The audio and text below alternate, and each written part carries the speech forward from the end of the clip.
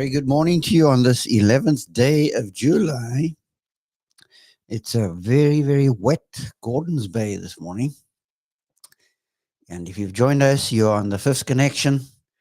You will notice that every morning I send out a new one just to keep the recordings crisp and that you have good feed from an audio perspective. I know many just use the same audio, but I'm still in experimental mode here. So we are talking through the storyline of the book of Ephesians, the assembly at Ephesus. There's great synchronicity in the assembly. And what is synchronicity? It is when people and events come together, because events are really about people and what is happening in their world and in their lives. And amongst the people of God, when they assemble, there is an edification process that takes place that builds up individuals. And in this book of 115 verses across Act 1 and Act 2, which goes from chapter 1, 2, and 3 for Act 1, and Act 2, 4, 5, and 6. In Act 1, the emphasis is on the way synchronicity shows in the assembly in terms of the patterns for power.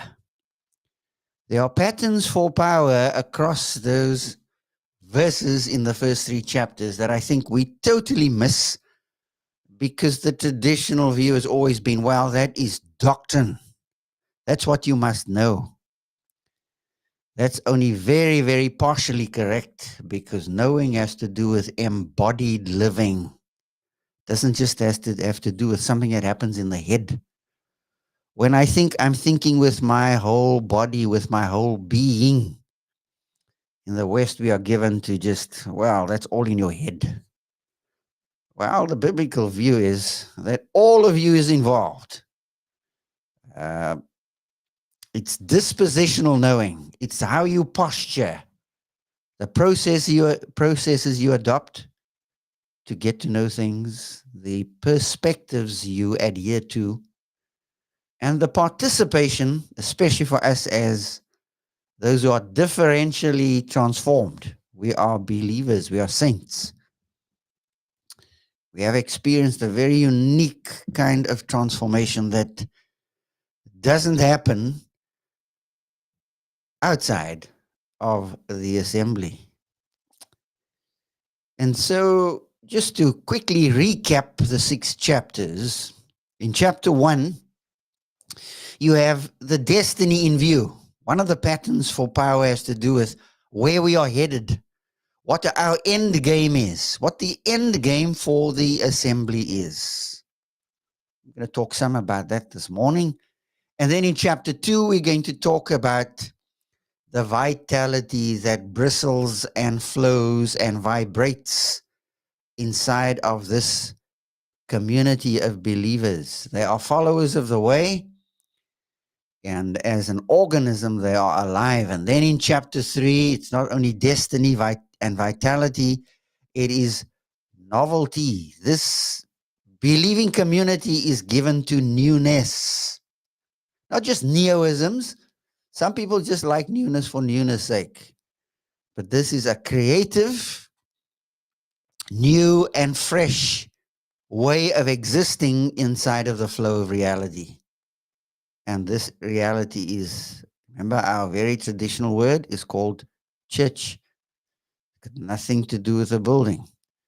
Only metaphorically is the imagery of building used to illustrate a point.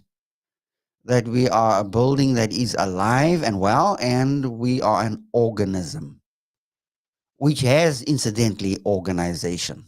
Sometimes we put those two things against each other, and that's a false dichotomy, to put organism and organization. But we are first an organic unity. Inside of that organic unity, there is organization. Well, let's look at verse number 5, because Paul has just greeted these differentially transformed people, the assembly at Ephesus. And in all likelihood, this letter through which the story flows is a cyclical letter. En Epheso was the words inserted to the letter because it was a letter that was circulated in a group of churches. And one of them, of course, was Ephesus. So that you have to go back to textual manuscripts and very, very interesting study to do. But these believers are in what one could almost call the citadel of Satan. Ephesus was given to Diana, the goddess that the Ephesian community worshipped. And the gospel comes into that area as an Asian enclave. Remember, Ephesus existed in what is now present-day Turkey, which is, of course, an Islamic region, even though they're secularly Islamic, but quite amazing how that it had a gospel witness very early in its history. And so we looked at Paul greeting these believers, and he comes in with a soft greeting, soft entry, because he's pulling them into his story, because stories do that. They pull people into something that's exciting and interesting. And then he goes into this idea of us being chosen as the people of God. We are selected for an outcome, and that outcome is, of course, to be holy and blameless, to live a life that is exemplary in the midst of what is really real. Now, in verse number 5, he's going to talk about the third blessing. He talks about in verse 4 that we are corporately picked. He talks in verse 4 about you and I being fully human, because that's what holiness is all about, being fully and uniquely human. Now in verse number 5, the third beautiful blessing. God has blessed us with the possibility of great potential and the possibility of realizing our full potential, something that is seldom spoken of. Verse 5 says, He predestined us to adoption, or for adoption to himself as sons. But the verse actually starts in verse number 4. You will notice in the NIV, at the end of verse 4, and in the ESV, it says, in love he predestined us, or predestined us. What is love? It's not a tickle around the heart you can't scratch. Love is the affordance of choice. Love is personal, voluntary sacrifice for the benefit of others. And there's a distinct sense, men and women, in which love does not need a relationship. It functions in spite of a relationship. Because Romans 13 teaches, love your enemy. Do you have a relationship with your enemy? No.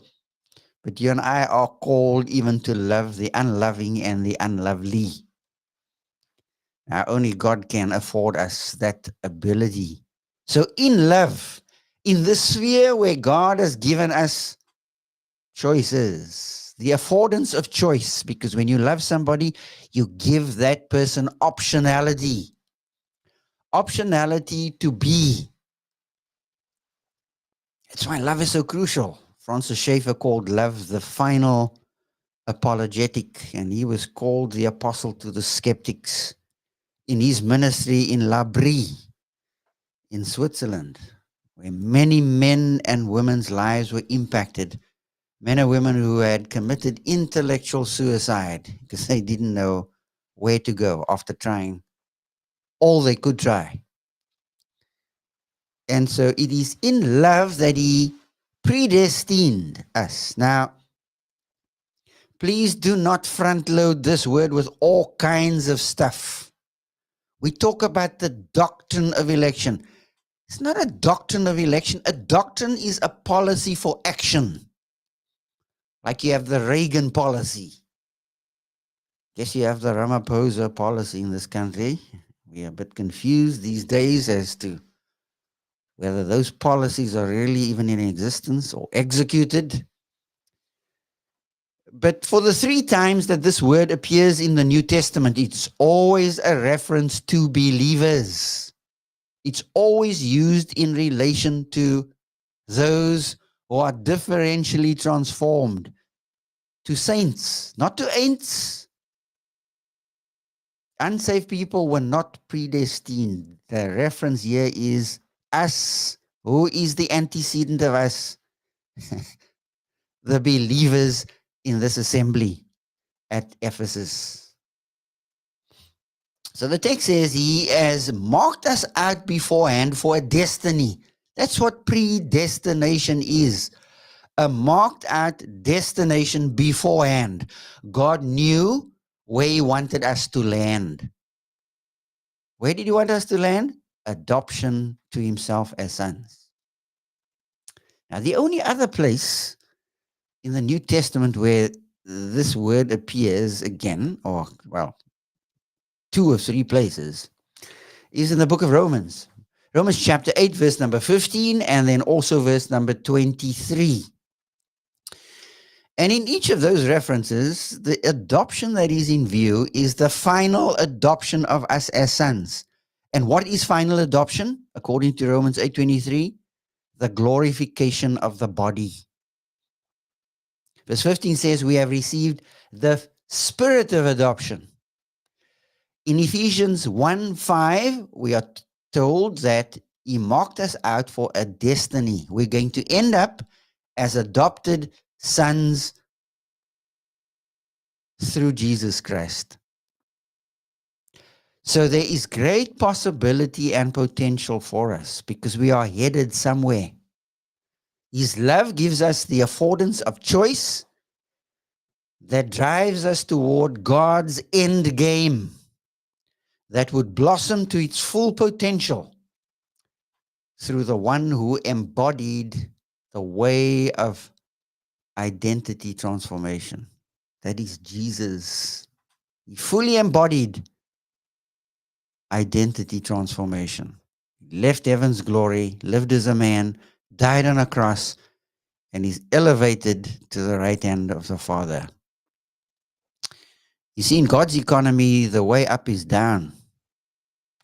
Richard Rohr happens to be a Catholic theologian, but he makes a very interesting comment about how believers, how Christians, need to learn to fall upwards. Because you see, Philippians 2 verse 5 to 11 teaches that. The way up is down. Jesus left heaven's glory, came down to earth, died and rose again to be raised to the right hand of the Father. And that's the pattern for power. Jesus is the transformation, the embodied transformation of that pattern for power. That the way up is down. We have a real hard time with that because we think that the way up is further up and further up and further up. And we don't realize that through the crises and challenges of life, God takes us down into the depths, some through the fire, some through the flood. Yeah. And when life gets tough, when we feel we're going under, we can call out to the Lord to part the waters. But in that, he is teaching us that the way up in the family of God, in the things of God, is down. It's the humbled, self-exalted. Again, that's the pattern in Philippians 2, 5 to 11, which gives us the mother of all stories. Jesus coming down in order to go up. You and I experience the depths and the depths of challenge and need in life. in order to learn that coming out of it, God will exalt us. God will empower us. So we are adopted sons through Jesus Christ. We don't have it all now. We've got a foretaste now.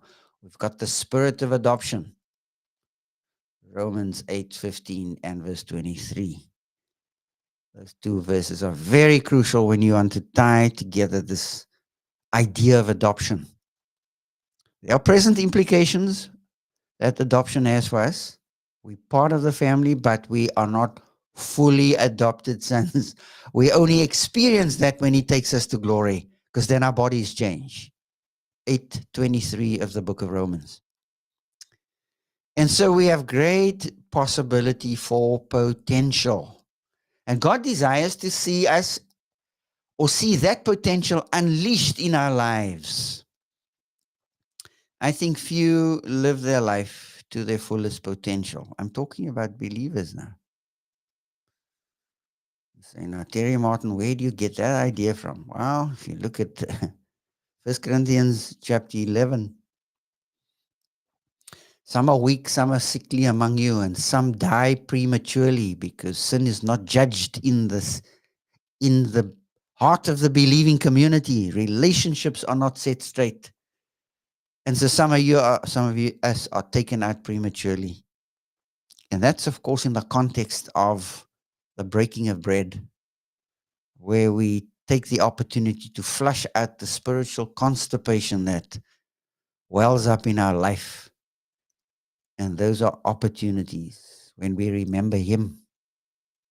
And so this verse is so chock full of stuff. He's predestined us. He's marked out a destination for us. He knows the end game. And the end game is that we blossom to our full potential, so that by the time He takes us home, we have lived a life of usefulness for the Savior. To be used of God, to think, to speak, to pray, to be used of God, to show someone the way. And this is all according to the purpose of His will. The other writer loops us back to God. It's all through Jesus Christ according to the purpose of the source of being. And the source of being is God. So that what happens in my life syncs with His intention for my life. But there are choices in there. And you and I can probably make a list of choices that were not good choices that we made. But you know, God's sovereignty, the fact that God is king, God can turn a mess into a miracle. He's the one who can hit a straight blow with a crooked stick. And you better believe it, because you and I are pretty crooked sticks.